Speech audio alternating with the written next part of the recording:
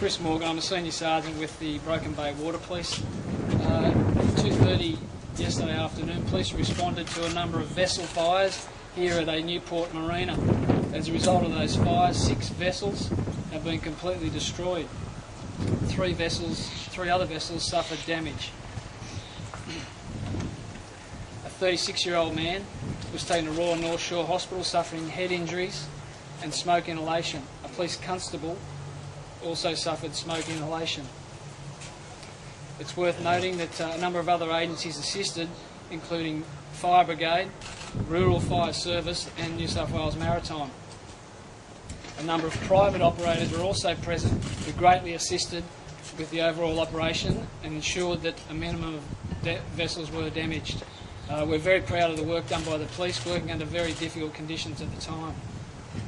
Can you tell us a little bit more about what happened with this 36-year-old man?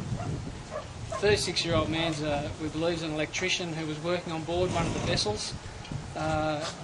He's been knocked unconscious and a fire has resulted.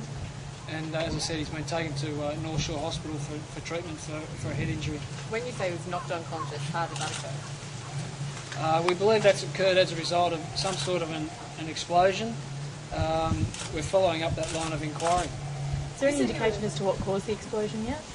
Not at this stage. It would appear it may be electrical related, but that's a line of inquiry we're pursuing. Are there any suspicious circumstances? No, at this stage there are no suspicious circumstances, but we're keeping our options open. We'd encourage anyone from the public who may have information to come forward. They can contact us anonymously through Crime Stoppers, 1800 333 000. It would appear that the fire spread quite quickly. It did. The conditions at the time, there was a light westerly blowing, and that certainly did fan the fires. What action did fireys or police take? Did they cut wires? What? Yeah, as you can imagine, it was quite a scene. Vessels were being cut from moorings and dragged out away from other vessels to prevent the flow on of fire. Unfortunately, that was unable to be stopped for a number of vessels, but as I said earlier, the combined efforts of everybody ensured that it was a minimum of damage. Have you ever seen anything like this before, or something gets out of hand? In my experience, it is probably the worst fire we've had here on Pittwater, although I do recall something similar happening about 20 years ago. How much more difficult is it when it's on the water to get to a fight logistically? Sure, yeah, obviously that changes the game up a little bit, makes it far more difficult.